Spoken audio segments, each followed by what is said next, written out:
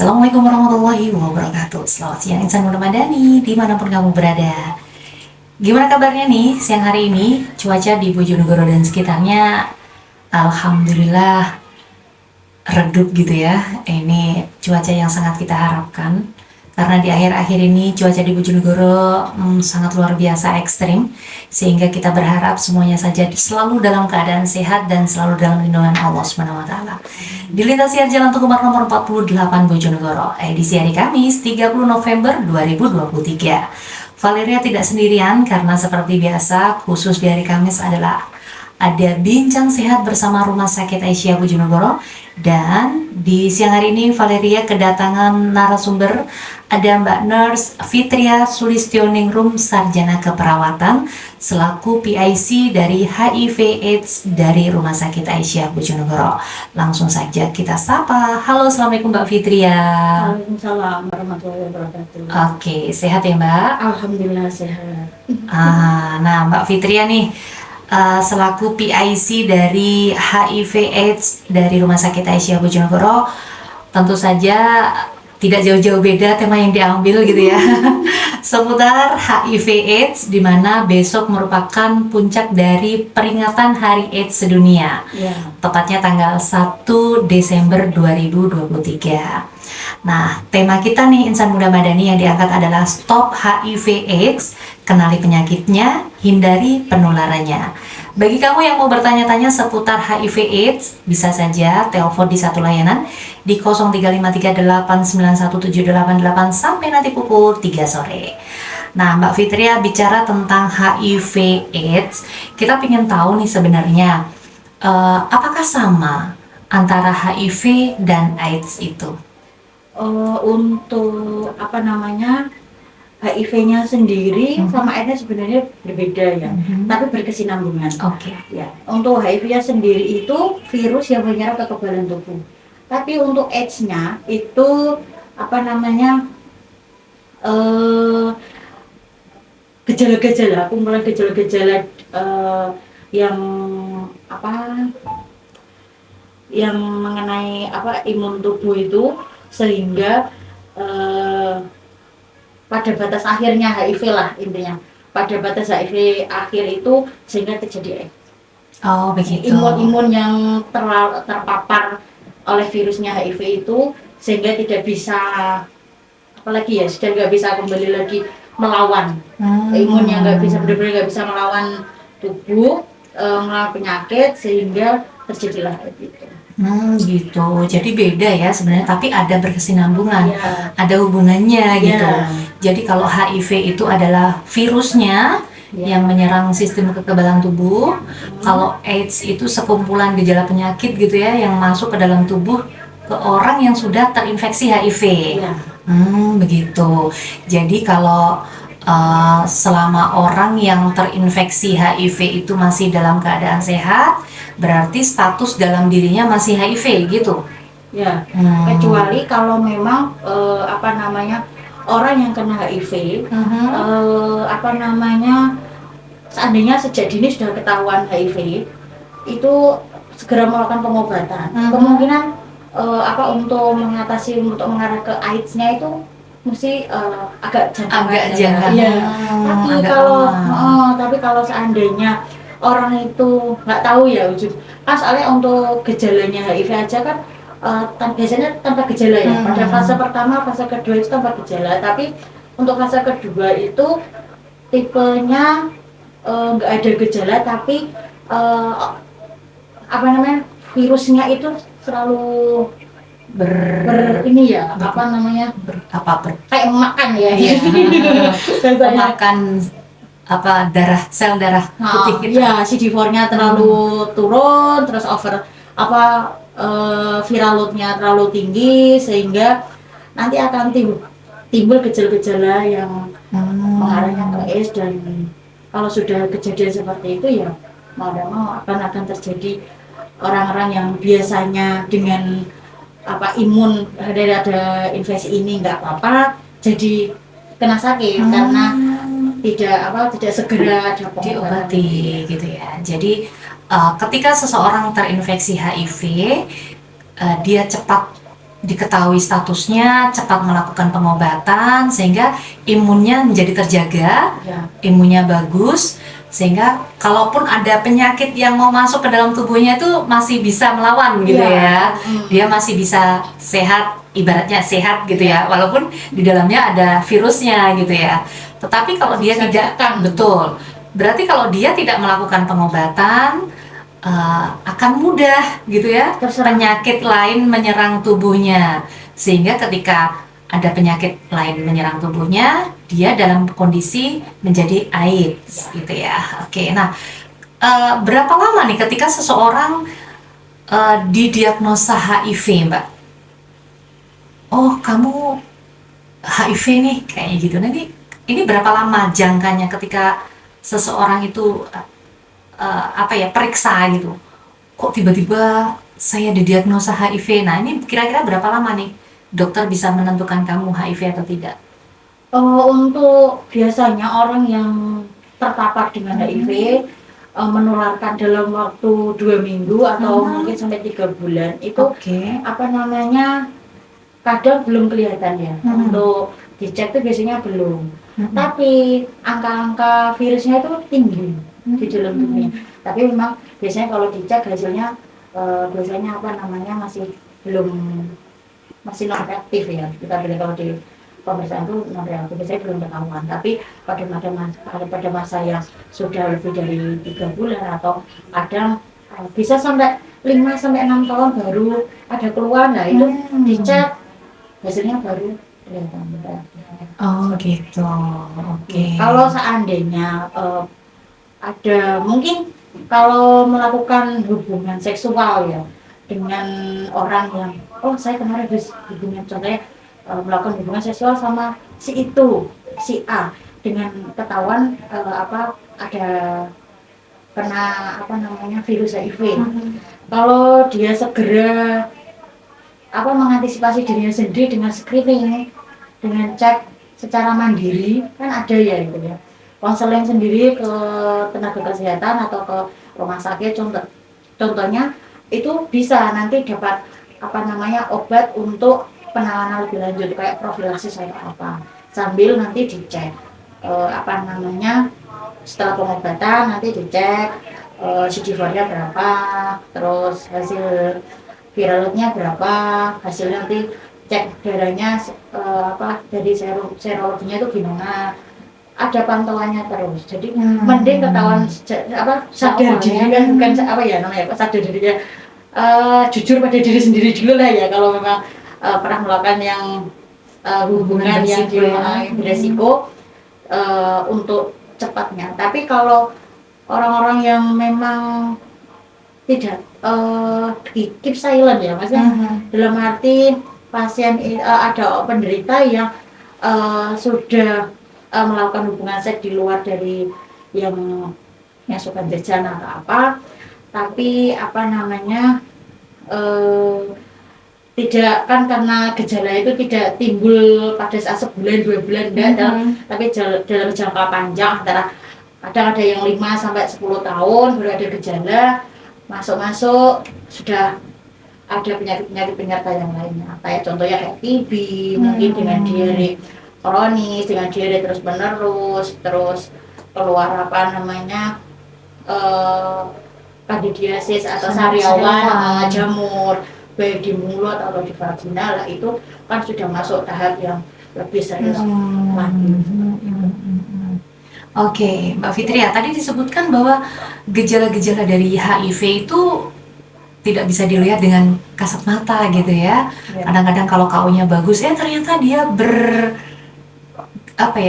positif kayak gitu. Nah, kalau boleh kita tahu nih sebenarnya gejala-gejala orang yang terinfeksi HIV itu seperti apa, Mbak? Untuk gejala-gejala yang tahap-tahap masih awal-awal yang biasanya kelihatan itu ya panas terus-terusan, kadang panasnya lebih dari sebulan, terus diare yang terus menerus, diare hampir sebulan, terus badannya lemas tanpa melakukan aktivitas apapun, tiba-tiba lemas, nafsu makan berkurang, berat badan turun drastis, itu juga bisa. seperti itu. Gitu ya. Jadi eh, tanda-tanda atau gejala-gejala yang Mbak Fitria sampaikan tadi itu merupakan gejala yang mungkin bisa didiagnosis oleh dokter nanti sebagai langkah awal ya dia terkena HIV atau tidak. Tidak boleh serta-merta kita bilang kita sariawan, oh kamu kena HIV gitu. Belum tentu ya. Ini diare terus menerus, oh kamu kena HIV gitu. Nggak boleh juga gitu ya, harus melalui tes ya. Nggak boleh kita serta-merta menstigma orang yang badannya kurus Iya, gitu ya, iya. ini pasti HIV gitu. Enggak, jadi nggak boleh ya. Yang bisa mendiagnosa atau memutuskan dia HIV atau tidak melalui tes ya. Oke, nah Mbak Fitria, kalau memang tanda-tanda gejalanya yang bisa kelihatan atau kadang tidak kelihatan ya, itu mungkin kita bisa tahu nih, apa nih yang menyebabkan seseorang itu bisa terkena HIV ya Mbak? Hmm, mungkin karena ini ya, apa kayak hubungan ini ya, Oh, hubungan seks berisiko. beresiko. Atau mungkin dengan mengkonsumsi obat yang terlarang, contohnya kayak narkoba. Narkoba bukan minum saja ya, tapi kan dengan jarum suntik yang apa namanya, jarum suntik yang berganti-gantian. Itu juga bisa kan melukai jaringan tubuh ya. Soalnya apa namanya, untuk HIV itu kalau nggak ada celah masuk, apa namanya, itu nggak bisa langsung terbang. Kayak cuma contoh, kita pegangan tangan itu nggak bisa dibilang oh tertular HIV, itu nggak bisa. Jadi harus ada seandainya. Kalau untuk orang-orang yang di luar itu, kalau seandainya kalau nggak melakukan hubungan uh, dengan orang yang beresiko, atau kemungkinan contohnya kayak tenaga medis yang apa namanya, yang nggak ada luka tapi nggak ketusuk nggak ketusuk jarum, atau mungkin orang-orang yang lingkungannya nggak, lingkungan orang yang ada penderita HIV tapi dia nggak punya luka dan akhirnya nggak kena darahnya yang masuk di lukanya, itu juga nggak bisa, nggak akan tertular dengan ya? berpegangan tangan atau dengan digigit nyamuk. Kadang habis digigit nyamuk ini kok ini ya, gitu. Iya, digigit nyamuk ini ya, nggak akan tertular. Nah, itu yang mungkin menjadi kekhawatiran kalau kita kurangnya edukasi ya Mbak ya. Tadi seperti disampaikan, hal-hal yang tidak bisa menularkan HIV tadi dengan berpegangan tangan ya, salaman itu nggak akan menularkan virus HIV-nya. Makan bareng itu juga nggak bisa. Gitu. Apalagi nih Mbak, yang sekiranya tidak menularkan HIV kepada orang lain. Mungkin apa ya? Berenang mungkin ya. Berenang kalau cuma berenang aja kelihatannya juga enggak ya. kan untuk apa, HIV itu menular kan melalui hubungan seksual ya, baik itu anal atau vaginal atau oral, itu ya bisa.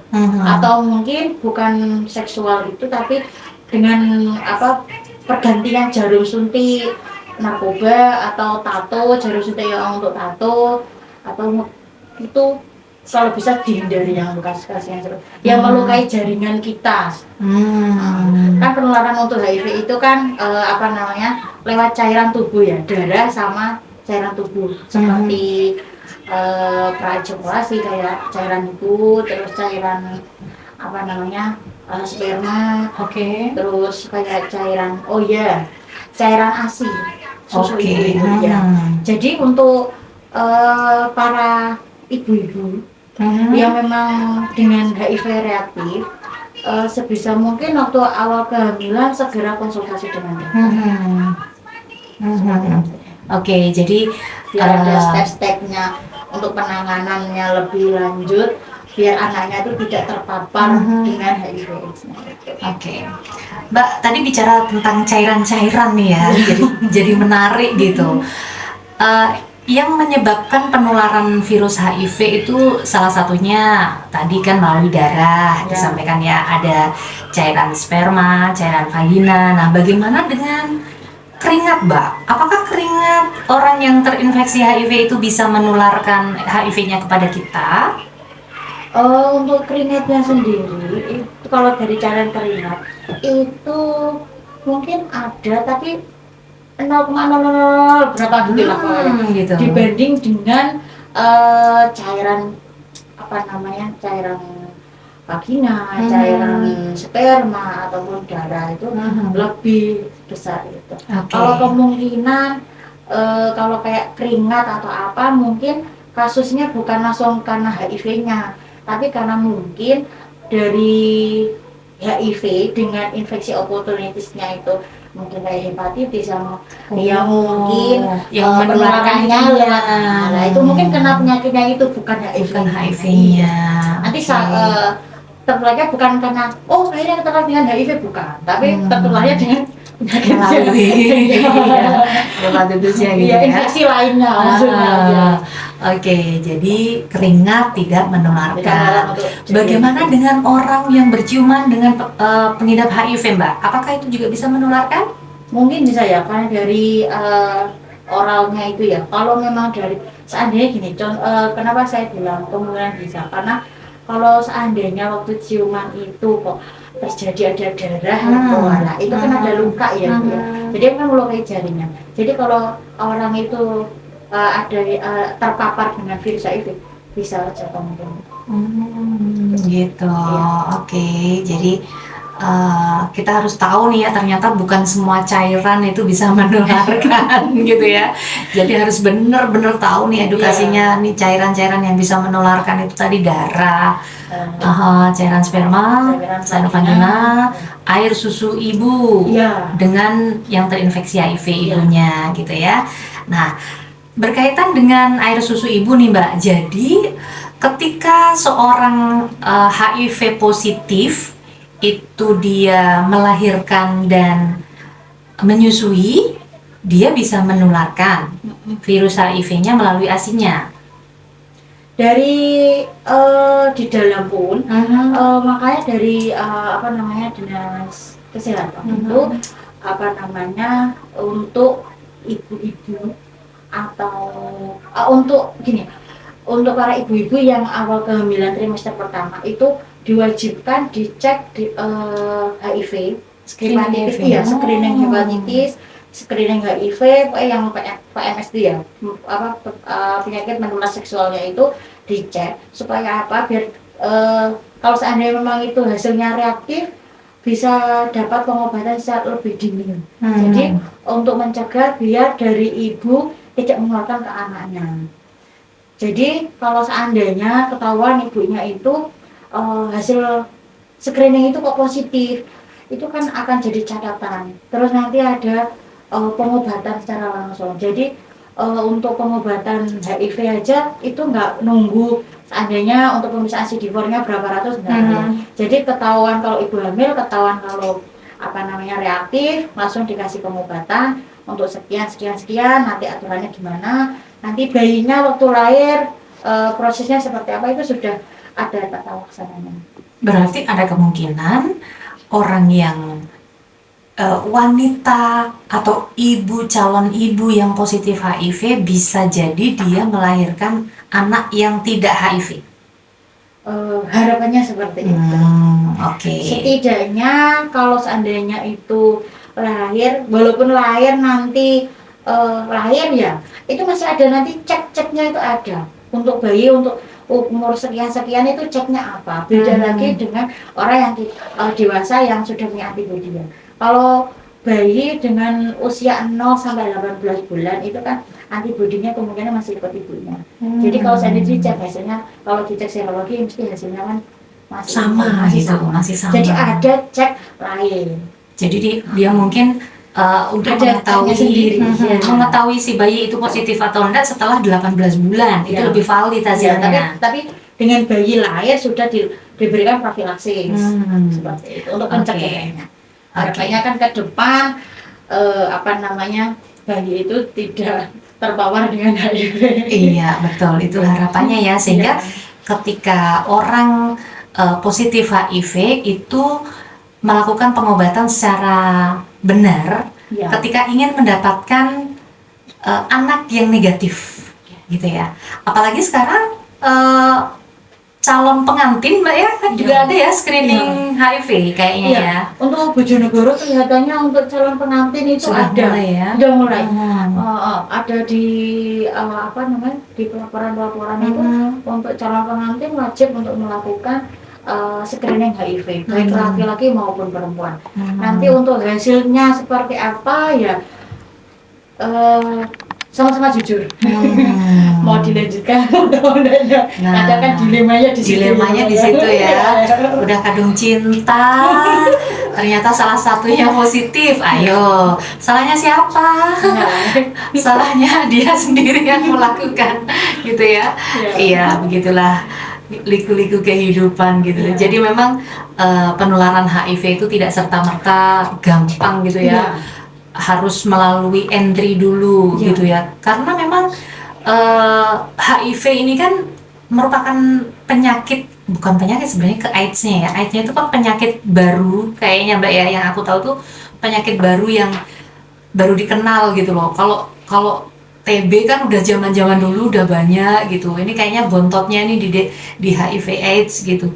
Jadi ketika muncul ini nih HIV AIDS ini kayaknya orang-orang tuh masih takut gitu ya terkena HIV. Padahal kalau kita nalar dengan logika, ketika seseorang eh, terinfeksi atau terkena TB, itu kan cara penularannya lebih mudah. Lebih TB, cepat. TB ya, lebih Iya, cepat lebih cepat. TB-nya gitu loh. Tidak, kalau TB kan dia batuk, orang lain lebih mudah Iya. gitu, tertular gitu. Tetapi kalau orang HIV dia batuk tidak menularkan HIV-nya kan. Bisa juga Gitu ya. malah gini, kalau seandainya ada orang satu penderita dengan HIV, Mhm. itu satu rumah kalau tanpa dengan infeksi oportunisnya TB, Mhm. kan nggak bisa langsung tertular gitu kan ya. Mhm. Tapi kalau dengan kasus TB, satu rumah itu kan bisa Iya, tanpa betul. pakai masker, Mhm. tanpa pakai apa sesuai standar ya batuk, tanpa yang penderita nggak pakai masker, yang keluarga juga nggak ini, akhirnya dropletnya kan kemana-mana. Jadi satu rumah tuh bisa. Mungkin tahun ini oke, Mhm. yang penderita bisa sembuh dengan pengobatannya, tapi akan timbul lagi pada yang lain. Kalau nggak diikuti secara, kalau kita mempunyai SOP ya sesuai ini ya itu akan lebih cepat penularannya TB daripada HIV. HIV kan Iya. kalau nggak dengan penularan yang tadi disebutkan, itu kan nggak akan terserah, maksudnya kena HIV, kena virus HIV ya, atau itu kan nggak. Jadi Apalagi iya. apalagi kalau pengobatan HIV-nya itu rutin bagus, nanti orang yang penderita HIV kan akan hidup normal kayak biasa, kayak kita, kayak orang-orang biasa yang mau aktivitas biasa, badannya yang nggak kurus, yang kering, yang apa nih. Jadi ya biasa kayak orang-orang normal seperti biasanya. Oke, jadi tadi Mbak Fitria sudah bilang ya, udah sampaikan kalau dari mulai gejala-gejalanya itu seperti apa, ternyata itu disebabkan karena pernah melakukan hubungan seks berisiko pada zaman dahulu. Pada zaman dahulu gitu, dan itu baru berimbas ya. Paling cepat bisa tahu itu berapa tadi Mbak? 3 bulan? 3 tahun? 3 tahun, 5 3 tahun, ya. paling lambat-lambatnya 10 tahun. 10 tahun. Jadi 10 tahun yang lalu pernah melakukan hubungan seks berisiko, kalau sehat terus ya belum terdeteksi ya. Tetapi ketika imunnya sudah mulai drop, 10 tahun kemudian baru tahu, wih, ternyata gitu. Karena kadang-kadang orang yang terinfeksi HIV itu kan itu tadi tidak mau mengakui dirinya dia terinfeksi karena mungkin malu ya, belum berani membuka diri, belum mau menerima dirinya positif kayak gitu ya. Sebenarnya banyak sekali PR bagi kita untuk teman-teman ODA ya, orang dengan HIV/AIDS, yang dimana kalau kasus di Bojonegoro seberapa nih Mbak? Apakah cukup mengerikan atau biasa-biasa saja? Lumayan banyak juga. Gitu ya. Ini sampai untuk kemarin barusan ada monitoring sama Dinkes itu karena banyaknya pasien ODIF yang ada di Bojonegoro, Jadi apa namanya, untuk pengobatannya, untuk pelayanan kesehatan yang diberikan yang menjadi PDP untuk HIV itu kemarin jadi sekitar 29 puskesmas sama 11 rumah sakit. Ya, yang akan Dan direalisasikan. Rumah sakit Aisyah sudah termasuk PDP? Insya Allah udah banyak, cuma belum. Jadi sementara baru 29 puskesmas. Ya, Oke. sudah jalan. Ini diperlebar, maksudnya dari kan kemarin rujukannya ke RSUD sama puskesmas yang sudah ini yang sudah senior yang untuk pelayanan HIV-nya. Ini karena kasusnya mungkin lebih banyak lagi, ada kenaikan sehingga untuk pengobatannya ditambah lagi jadi setiap puskesmas itu bisa memberikan apa namanya pengobatannya. Kalau di Aisyah untuk saat ini untuk pelayanan apa namanya konseling atau untuk pemeriksaannya bisa. Untuk kalau ada kasus yang apa namanya kalau HIV-nya reaktif dengan pelayanan yang emergensinya dulu, mungkin karena diarenya itu lama sebulan lebih akhirnya dehidrasi, kita bisa menangani itu dulu. Tapi untuk pemberian obatnya nanti kalau seandainya pemberian obatnya untuk sementara ini kita nanti rujuk kembali ke RSUD atau ke Paskes atau mungkin kembalikan lagi ke daerahnya sama daerahnya di Kalihidup.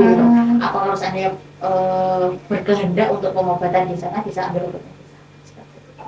Oke, jadi ke depan ya, insya Allah nanti jadi PDP, salah satu PDP. Karena memang kalau melihat kasus semakin tinggi dan pasien juga berasal dari mana-mana, itu sebenarnya mempermudah mereka gitu ya untuk akses obatnya, biar pengobatannya bisa maksimal gitu ya Mbak ya. Oke, Mbak Fitri ya, lalu bagaimana cara pencegahan supaya kita itu tidak tertular virus HIV Mbak? Yang pertama seandainya menggunakan jangan melakukan hubungan seksual dengan banyak orang, setidaknya setia dengan satu pasangan. Gitu. Ya. Yang kedua tidak bergonta-ganti pasangan. Terus kalau seandainya memang kita nggak tahu pasangannya itu beresiko atau enggak, berhubungan seksualnya dengan menggunakan pengaman seperti kondom seperti itu. Terus jauhi obat-obat terlarang atau mungkin penggunaan jarum juga yang bergantian seperti itu. Terus untuk kayak tadi untuk ibu hamil segera konsultasi dengan dokter kalau seandainya memang ada gejala ada hasil yang memang mengarahnya ke ibu hamil itu dengan HIV reaktif. Oke. Nah Mbak, sebenarnya HIV ini ada obatnya nggak sih? Kalau ada obatnya ada, tapi jadi kalau seandainya pasien dengan HIV reaktif itu kontraknya minum obat tuh seumur hidup ya. Untuk menekan angka virusnya itu yang nggak terlalu naik, jadi minum obatnya setiap hari. Jadi seumur hidupnya itu akan minum obat terus. Jadi jangan bosan-bosan karena untuk kalau bisa sembuh belum bisa dinyatakan sembuh, tapi kalau untuk menekan virusnya itu supaya hidup kita seperti orang-orang biasa bisa minum obat ARV. Berarti hampir sama dengan orang yang mengkonsumsi obat hipertensi dong. Setiap hari kan seumur hidup ya? Sama ya? Tapi kalau hipertensi, kalau tensinya ngedrop kan tidak minum ya. Oh gitu ya? Iya, kalau hipertensi, kalau pas waktu tensinya turun kan di stop. Tapi kalau ini kan tidak, untuk menjaga dia ngedrop tetap aja harus makan minum obatnya gitu ya. Kalau malah nggak minum obat tambah nanti malah drop. Gitu. Iya, kan obat itu kan untuk menggandakan sel sehingga bila seandainya Oke, selamat menjalankan ibadah sholat asar bagi Anda yang menjalankannya. Semoga amalan ibadah kita diterima oleh Allah Subhanahu wa taala. Amin ya rabbal alamin. Masih bersama Valeria di lintas siar Jalan Teguh Umar nomor 48 Bojonegoro. Kebersamaan kita bersama Rumah Sakit Aisyah Bojonegoro dan bersama Mbak Fitria, di mana beliau adalah PIC HIV AIDS di Rumah Sakit Aisyah Bojonegoro, dan tema kita Stop HIV AIDS, kenali penyakitnya, hindari penularannya. Nah, tadi sudah banyak sekali yang dikupas tuntas oleh beliau seputar seperti apa HIV AIDS, kemudian penularannya bagaimana. Jadi, ketika kita bertemu dengan orang yang HIV AIDS, tidak perlu serta-merta menjauhi gitu ya Mbak ya. Betul. Kita sisipan gitu. Nggak perlu ya Mbak ya. kalau bisa kita merangkul. Gitu ya, berani ya Mbak ya. Soalnya kasus HIV itu kan sama kayak penyakit-penyakit yang lain ya, tidak kayak pegangan tangan menular, aku menular tidak seperti itu. Oke, nah luar Hampir sama biasa. sebenarnya kayak penyakit-penyakit lain. Kasusnya memang untuk penularannya kan sendiri-sendiri ya. Seperti itu. Oke. Terima kasih Mbak Fitria sudah hadir bersama Valeria. Namun sebelum kita tutup nih Mbak, kita closing statement nih. Mungkin Mbak Fitria mau memberikan pesan-pesan kepada insan muda Madani, silahkan. Untuk pesannya, untuk pada zaman sekarang, zamannya semua serba teknologi, jadi kita berpikirnya jangan terlalu sempit. Jadi berpikir secara luas untuk untuk menanggapi suatu penyakit atau apapun. Kalau seandainya kita tidak melakukan, kayak contohnya dengan kasus HIV, kalau kita tidak melakukan hal yang menyimpang, insya Allah kita juga nggak akan tertular dengan penyakit tersebut. Jadi kalau bisa seperti slogan-slogan yang lainnya, kita hindari penyakitnya, tapi jangan hindari orangnya. Oke. Stop HIV AIDS. Oke, terima kasih Mbak Fitria. Terima kasih, Bu. Semoga di peringatan Hari AIDS kali ini ya, kita bisa bergandengan tangan untuk semua pihak supaya menekan kasus HIV yang ada di Bojonegoro yang semakin hari semakin merangkak. Sesuai dengan tema kita untuk peringatan Hari AIDS tahun ini adalah bersama komunitas akhiri AIDS 2030. Terima kasih sekali lagi dan semoga saja di lain waktu dan kesempatan bisa lagi bergabung bersama kita dan dengan tema yang berbeda tentu saja ya. Oke, insan muda Madani, kebersamaan kita untuk hari ini usai sudah. Terima kasih untuk semuanya saja. Ketemu lagi esok di waktu dan gelombang yang sama. Fastabil khairat. Wassalamualaikum warahmatullahi wabarakatuh. Salam Spirit Madani.